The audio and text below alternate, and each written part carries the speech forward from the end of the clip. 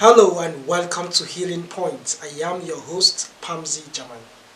As it is the primary duty of government to protect the lives and property of citizens, it is necessary for the different arms of government to collaborate, each having a distinct role in the peace-building process. The legislature, as an arm of government, is saddled with the responsibility of making reasonable laws that will entrench peace and also to have an oversight function on the executive. Today's edition will be centered on enhancing peaceful coexistence, building confidence among citizens. Let's have a chat with our guest.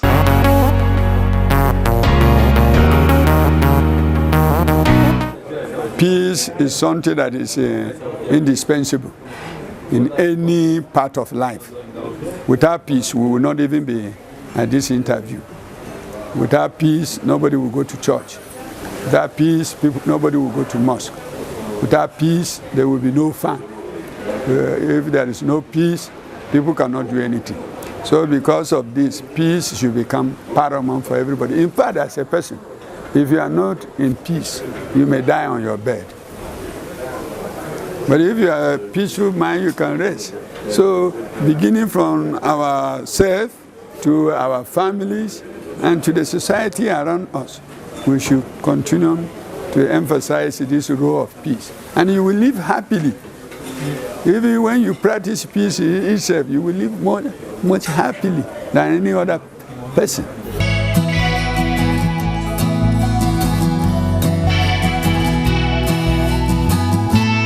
Hello and welcome to Healing Points. I am your regular host, Pamzi Jaman.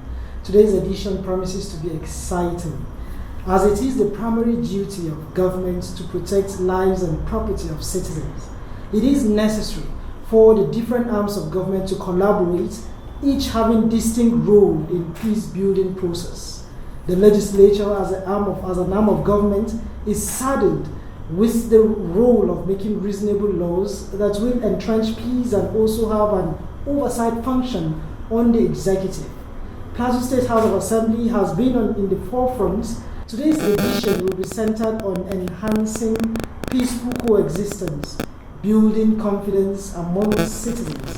And my guest for today is the Deputy Speaker, Plateau State House of Assembly, Right Honorable Saleh Yipmong. You're welcome to Healing Point.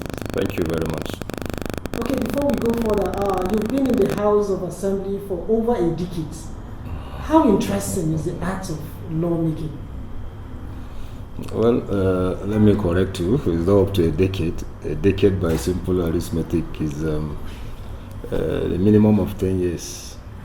But to God be the glory, I'm here for about 5 years, since the inception of this administration in 2015. To date, and you know, the Constitution of the Federal Republic of Nigeria enshrines that after every 4 years, you go back to the people for re-election. And whatever you do, negatively or positively, the people have a dossier.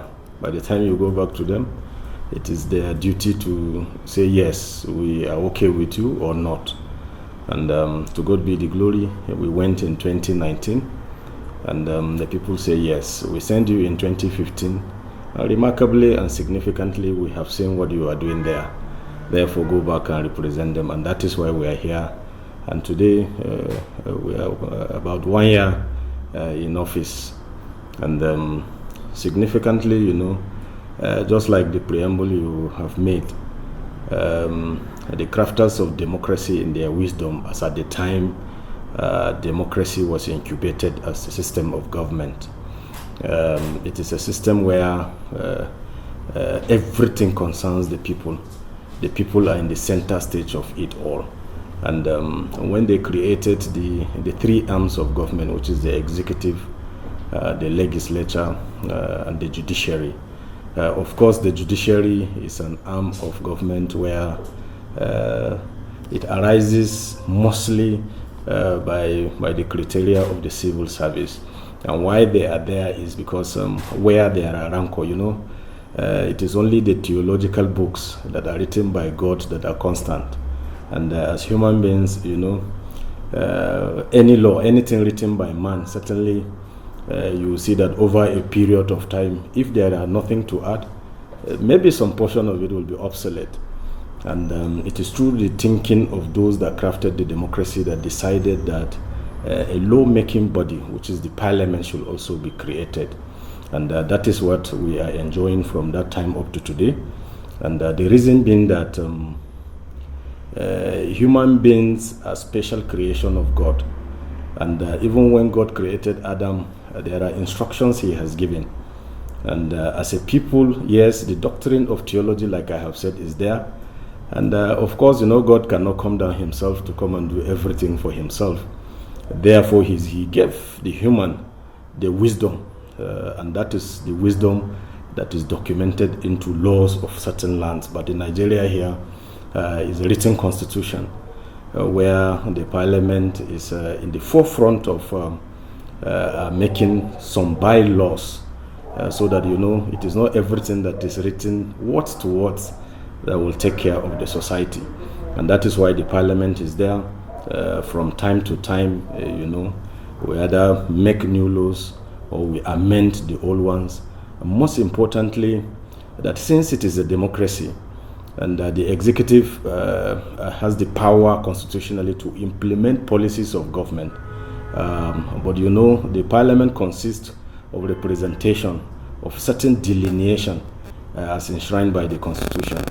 Therefore, whatever the executive wants to implement in every fiscal year in what is called a budget, it must pass through the parliament, so that the parliament, the members that are there, represent the wider spectrum of the people, and then they will look through it and primarily to come up with something seemingly in the overall interest of the citizens. That is the parliament. I have touched the executive. The executive is for implementation. And of course, there has always been that argument between the executive and the legislature, which arm is more important or superior. But I think at this point we will allow this argument for another day. Possibly might not form what we are discussing here today. So primarily, this is what we have been doing over the years. And the parliament is a parliament for Plateau people. And we are Plateau citizens, like I have said earlier. And today we are here for the people. Tomorrow another set of people will come. Therefore, the Plateau people owes the parliament. And we appeal that at every point in time, if you are unable to discuss it at your own constituency level, the Plateau people will come. The House of Assembly is widely open for the Plateau people to discuss for their own good collectively. Okay, that's a wonderful act of work, legislation. To be specific now. Yes. Plateau State is enjoying relative peace. And since the inception of this administration, what have your assembly done to ensure that you enact bylaws or laws that entrench peaceful coexistence? Yes, there are a lot, as you have said. And in my preamble, I have said that democracy is for the people and it is by the people. And it is anchored on the type of leadership or leaders you have produced at a point in time. And since the coming of this administration, yes, the seeming peace we are getting, it is not by coincidence. It is a deliberate act of government, both the executive, the parliament, and by extension the judiciary. To be very specific, when this administration came, remember before the coming of this administration, there were a lot of upheavals here on the plateau, just like you have alluded to. And when we came in, we said, no, this is not the plateau of our dream. This is not the plateau we inherited from our forefathers. Therefore, the assembly systematically swung into action at that time. And I believe that Plateau people will recall that sometime in 2015, there was a special committee on peace and reconciliation that was established. And it was chaired by then Deputy Speaker, Right Honorable Yusuf Adamu Gagdi. To God be the glory. You know, there were a lot of concerns regarding that committee. particularly, from the backlog of how we came in, the suspicion and how people perceive, it has gotten to a stage then before now that once you mention somebody by his name, something will begin to pop up in your mind whether something good will come out of it or not. And to God be the glory, that committee was having about 12 members at that time. They do due diligence to that, and at a point in time, the Parliament also extended the scope of work for them, which they toured virtually all the local governments in the state. And to God be the glory, they came up with a report, and it was adopted on the plenary, and then it was sent to the executive. And you recall that also the executive didn't just go to sleep at that time. There was also a committee that was set up by His Excellency Right Honorable Simon Bakola Long, which they brought up the two reports together. And significantly, to God be the glory, from that time, we will say that we are moving forward. And that is why we are saying we are having a relative peace. And why relative is that, peace and any other thing is something that you nurture. It is something that you breed among the people. And even the so-called advanced democracies have not attained absolute peace up to this moment, which means a lot of work has to be done. And remarkably, from 2015 to today, I know that all the arms of government is doing everything possible to see that the peace is being kept. And of course, like I have said, it is not something that you just reach to it abruptly. It's something that you nurture over a long period of time. And I want to believe that significantly you can attest to the fact that you can see that our communities are getting sensitized, conscientized on the need to live together regardless of whichever differences you have, be it religion, be it ethnicity. The God that created us to be here will never make a mistake. There is a reason, and the more we explore, I think the better will be for all of us.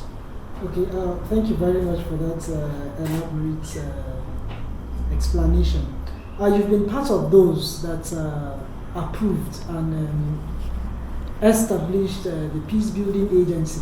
Yeah. How much of oversight function have you done to ensure that that agency is at the top of its game? The establishment, like I have said, the seeming peace or the relative peace that we are getting, it is not by accident. It was deliberate because it is through that thinking that the establishment of the Peace Building Agency comes up sometime, I think, in 2016, when the Peace Building Agency was established. And to God be the glory, like I have said, the synergy between the House and the executive is so cordial, and everybody was working around the clock to ensure that the very plateau we inherited does not go into coma. Because when this administration came on board, you can agree to me that with me that at some point there are areas that if your name is Saleh, like my name, there are areas I may not go. If you are Gabriel, there are areas you cannot go. And then all of us, everybody in his individual perspective begin to think that this is not the Plateau that we know earlier. And Plateau has always been the fulcrum of Nigeria, and a mini Nigeria that it were before now.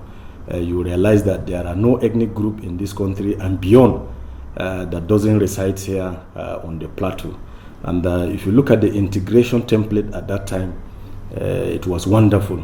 So what happens that in this 21st century that we are supposed to be waxing more stronger, and then we are moving more divided, that insinuates the issue of creation of the Peace Building Agency. And to God be the glory, His Excellency make his research correctly, and then he nominated a vibrant and a very eloquent personality on the Plateau, talking of the DG, who is just Joe Lengs.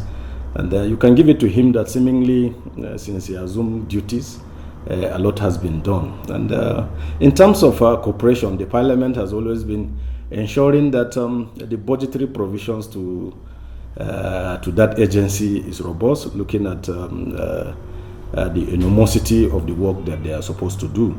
And interestingly, if you look at before the coming of this administration, virtually everything has been on the defensive instead of being proactive. You don't wait until there are issues and you begin to go and say, calm down, integrate this and that. People will find it very difficult, and particularly when there are injuries in certain areas. The Peace Building Agency, if you look at the cardinal point of that agency that leads to the establishment is to make people realize their own potential, and that you should know that in every given society you will have the multiplicity of differences. The most important thing is how can you harness what is good in these differences for the betterment of the community, not just because you want to be this, or because this person is this, you want these people to live. All these ones are I think of the past, and the Parliament has always been supportive to that agency, and if you see that it is with that support that gave the agency to be the first to create a roadmap to peace here in Nigeria, which the federal government is trying to copy that template. So summarily, it's telling you that it was a deliberate creation of an agency, and that the Parliament at every point in time always support the agency in terms of giving it whatever type of backing, be it financial or whatever. And but sometimes whatever, particularly in terms of peace, whatever amount of money you sink into peace, it is not a concrete edifice that you will see it there, but it is something that a lot of energy will continue to go into it, and unfortunately with little to show.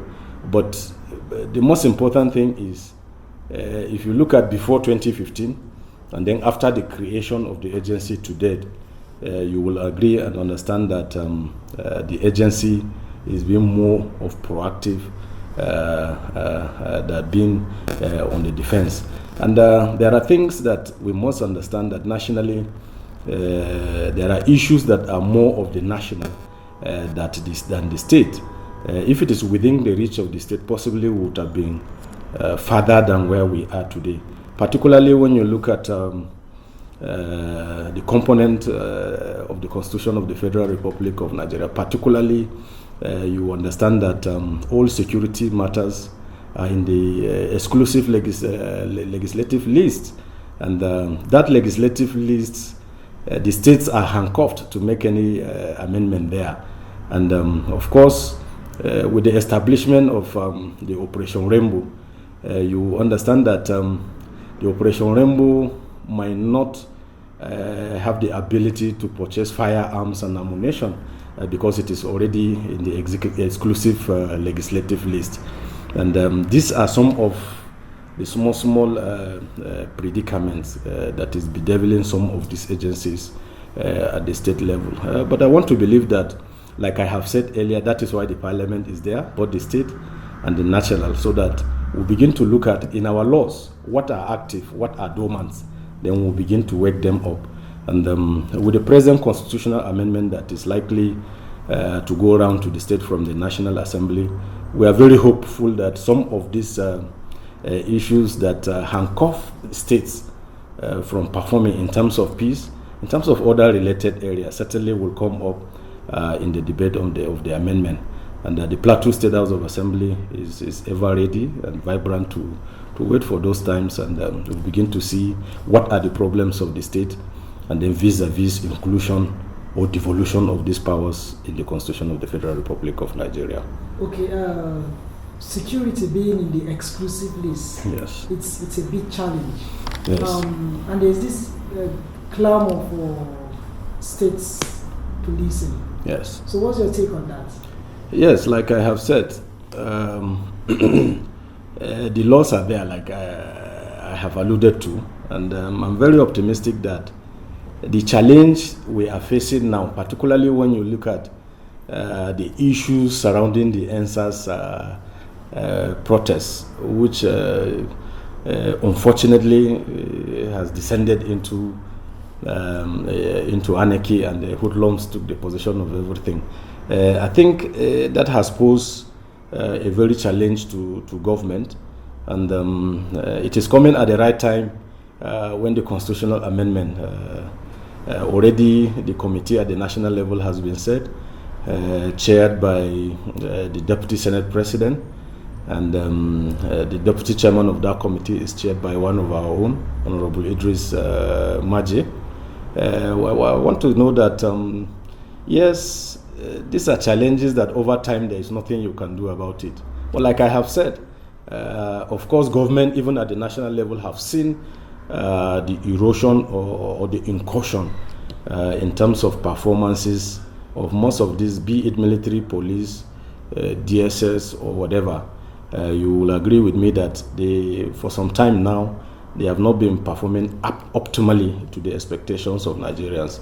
And when you look at the population of the country, we are over 200 million people. But you can say in fact, I stand to be corrected. We might not even have up to 0.5. That's 500,000 policemen in this country. And when you look at the International Charter of Policing, you will agree with me that it's expected to be about between 15 to 20 per one policeman. And when your population is over 200, and then you don't have more than 500 policemen, you know that possibly you can see it in our formation. For example, if you go to my local government, the total number of policemen there, they are not up to 15. They are expected to police the entire local government, that there is a village. Before you come to the headquarters of the local government, you travel more than 2-3 hours. You see, it's something that as a people we must begin to see it. And like I have said, hope is not lost, because the parliament is there, and the committee for the constitutional amendment committee is there, and these are some of the problems as members of the parliament. Each time we interact with our people, we always see this challenge. So when it comes, I believe we'll do due diligence, and some of this problem on its own will begin to get solved. Okay, you've alluded to the fact that we have deficit in the policing of this. Sure. Not only that. You know, we've gone around. Let me clarify a point maybe before we go to that. Unfortunately, as a country, that is why we are young people. I remember when I was growing up. You know that if you transfer, a policeman can be transferred from Dengi, for example, to Lagos. In those years when we were growing up, and you see that a very big truck will come, pack his load from there and his family, he will be transported to Lagos conveniently. But today, transfer somebody from Dengi to Ampere in Kanke local government, he is the one to source for himself. The house that he's going to live, he's the one to source for it, and you expect him to go out and do fairness to the people. When you know that he pays his school fees, he can go to the hospital without how much is the salary. And to some extent, you see that in some civil servants, you have some 2-3 months before you get paid. So these are some of the issues of administration here in this country. Like I have said, any parliamentarian that interacts closely with his people will naturally get to understand some of these challenges. And that is why the people have confidence to send us here. And as soon as we have the opportunity to do that, we don't need to ask them, because we are part and parcel of the society. So we know some of these problems. That's a wonderful way to hang it there. We have so many questions for you, but for the want of time, we have so many questions like what should be the traditional rulers be doing? And so many other questions, but for the want of time, maybe next session. Yes, like these traditional rulers you're talking about. Already there's a bill which has just passed the first reading, and after the appropriation, it will go into the second reading. Like I have said, some of these things are constitutional.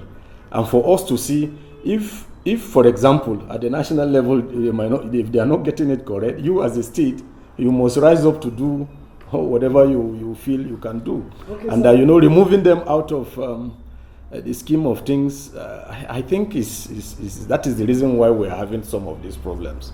I believe when you're growing up in your community, anybody that comes to your village or your town, at least the traditional rulers will know that somebody has come in.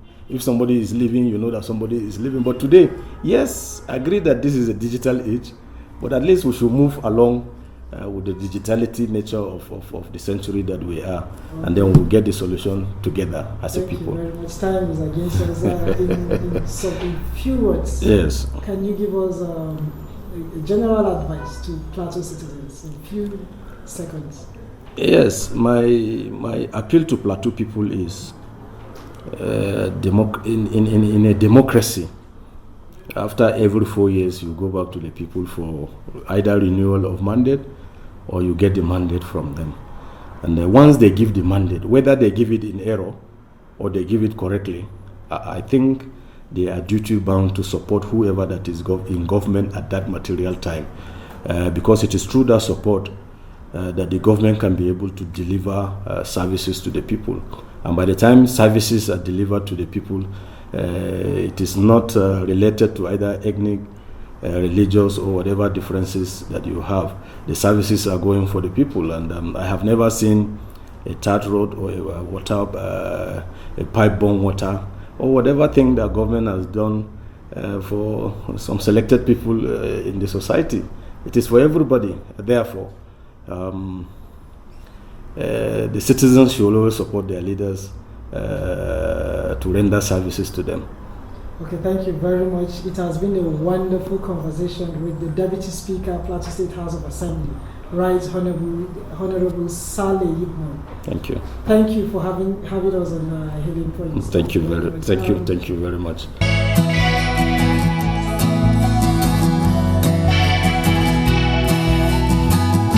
That's the much we can take for this week. See you next week for an exciting edition. Thank you for watching. I am your host, Pamzi Jam.